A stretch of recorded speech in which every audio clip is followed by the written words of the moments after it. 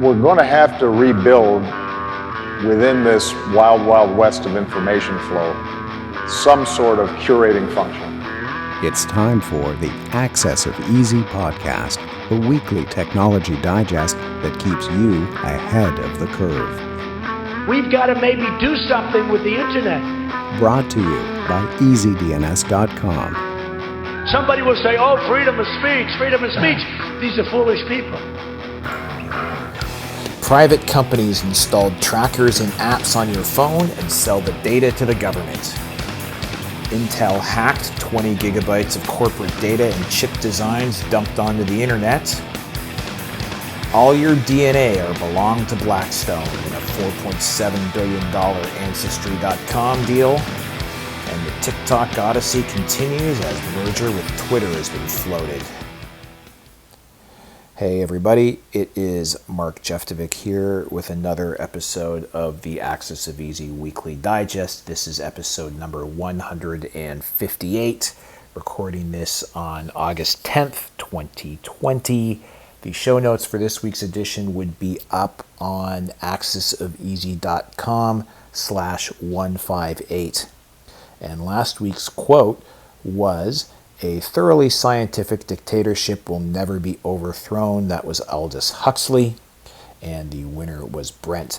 Also, I said there was no winner for quote contest number 156. I was wrong again. That was Einstein, and that was actually answered by Ron A. Belair. This week's quote is, "The American people are free to do exactly what they're told. Remember the rules, no searching it up online. The first person to post the correct source of the quote to the show notes page, which I just gave out, gets their next domain or web hosting renewal on us." Okay, so here we go. You've probably never heard of Anomaly 6 or Babel Street, and you're not alone. You're not supposed to have heard of them. They're kind of secretive data mining companies, and they have cut deals with smartphone app developers to put their location tracking SDKs. The app developers charge an upfront fee to these companies to get into the app, and then they get a cut of the revenues that Anomaly 6 and Babel Street receive from selling your location data to government entities, intelligence agencies, and other private companies. The Wall Street Journal broke the story, but it was unable to obtain a list of the apps that have embedded these trackers, but they reportedly number in the hundreds. Anomaly 6 was started by a pair of ex-military personnel with defense contractor backgrounds and contacts to U.S. intelligence agencies, and they used to work for Babel Street. The latter sued the former. Neither will comment on it, and it was settled out of court last year. So this piece had me wondering, how can the collective we figure out which apps have the Anomaly 6 or Babel Street SDKs installed? And one way, I think, is that these apps have to phone home. So if we can figure out where they're phoning home to, all we have to do is sniff our smartphone traffic, sort of like Little Snitch, but for iOS or Android. Unfortunately, there are no applications like Little Snitch for iOS unless you have your phone jailbroken. But there's this article I found on dzone.com, and it shows you how to set up a VPN client on your phone, which you can then sniff your own traffic to the VPN endpoint. So what do you sniff for? I couldn't figure it out for Anomaly 6, but using RobTex and using security trails, I could see that Babel Street has a subdomain called app.babelstreet.com. It's hosted on Amazon AWS. Also, there's all kinds of other subdomains like Apple, multiple Apple subdomains, and Matimo, which is a data analytics suite.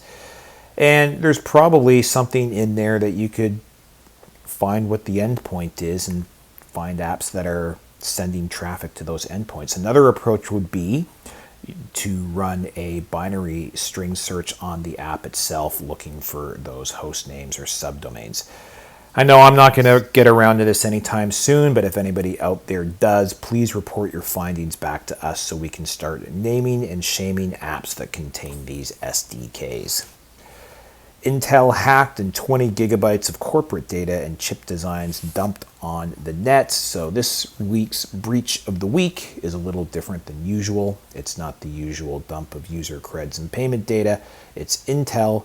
They've been hacked, and now somebody is dumping internal company data on the internet via Telegram. The initial 20 gig dump, entitled Intel X Confidential Lake, I think that's a typo for leak, hacker dubbed Delete Scape, released documents that purportedly contain source code for various packages, company roadmaps, firmware and bootloader source, BIOS reference code, and myriad other materials that security researchers fear can be used to create new zero-day attacks across multiple platforms.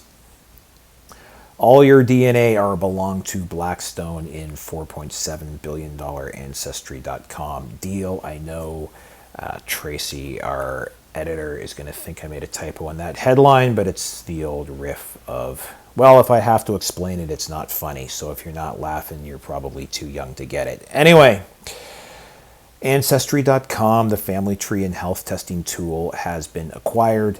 This time they were acquired in the past by private equity. This time, those private equity companies have sold their stakes to another private equity firm called Blackstone, which is actually a publicly traded private equity firm, trades on the NASDAQ under symbol BX.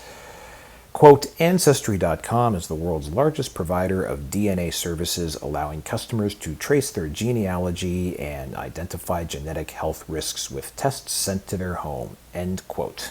Company was valued at $2.6 billion 4 years ago in their previous investment round, and like I said, this time it was $4.7 billion.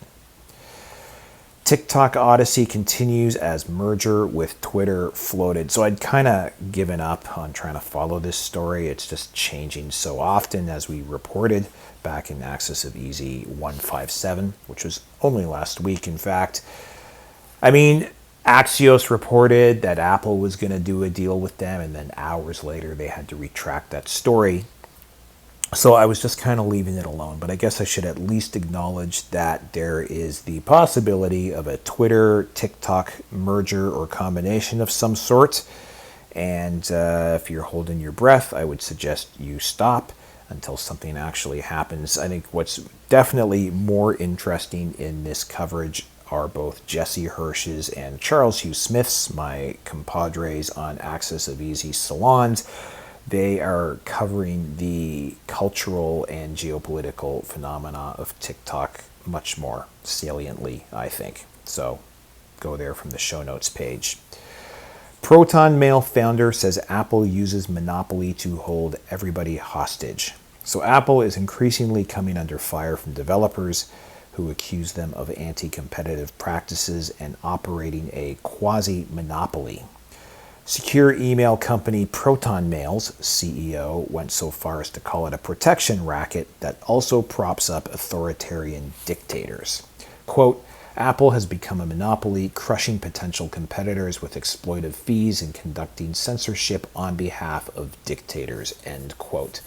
And Protonmail is not alone. Both Telegram and Spotify recently lodged antitrust complaints with EU regulators, and the regulators have opened a formal probe into Apple's App Store practices. Uber and Lyft brace for California ruling on gig economy drivers.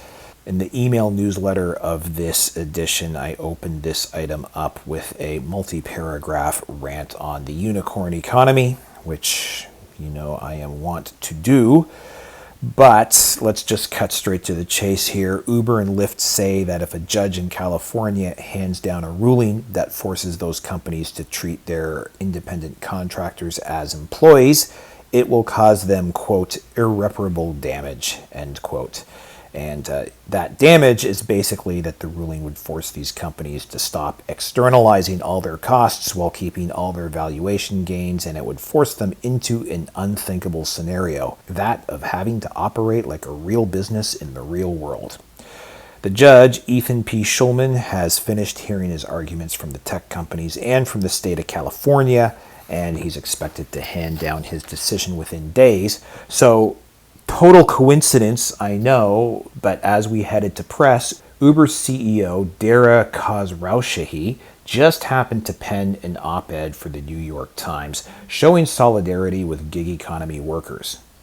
The gig economy which Uber pretty well invented. In it, the Uber CEO, whose compensation package last year was $45 million, pleads that there has to be a third way for gig workers. What she's really saying is this: our business model doesn't mesh with economic reality and is financially incoherent. Somebody do something. Just a couple of data points. Uber and Lyft started the year with $11.3 and $2.8 billion in cash on their balance sheets respectively. They both posted trailing 12-month losses of $10 billion and $2 billion respectively, and they are valued at $54 billion and $9.2 billion respectively. I guess I ended on my unicorn rant as well as starting on a unicorn rant in the email version. This week on AxisOfEasy, the no man's land where technology and reality intersect, we had our first ever guest on the show with Let's Talk Bitcoin co-founder, and he's now the CoinDesk podcast editor, Adam B. Levine. He came on to talk about how the current coronavirus and geopolitical and economic events are impacting on the cryptocurrency space. It was a great conversation. We hope to have him on again sometime. And that would be it for this week. The show notes, once again, are at AxisOfEasy.com/158. And stay healthy, stay sane, stay something. Stay home. I don't know.